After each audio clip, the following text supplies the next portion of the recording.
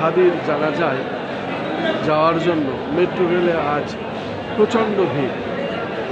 আমিও যাব এবং যে কারণে এখানে লাইনে দাঁড়িয়েছিলাম, প্রায় আধা ঘন্টা পর আমি টিকিট পেলাম। আমরা দেখতে পাচ্ছি প্রত্যেকেই জাতীয় সংসদ ভবনের দিকে যাচ্ছি শহীদ হাদির জানাজায় শরীক হওয়ার জন্য, এবং মেট্রো রেলে প্রচণ্ড ভিড় আমরা দেখতে পাচ্ছি। শহীদ হাদির জানাজায় যাওয়ার জন্য যে ভিড় মেট্রো রেলে, সেটা আমি দেখানোর চেষ্টা করছি এবং আমি প্রায় আধা ঘন্টা পরে টিকিট পেলাম।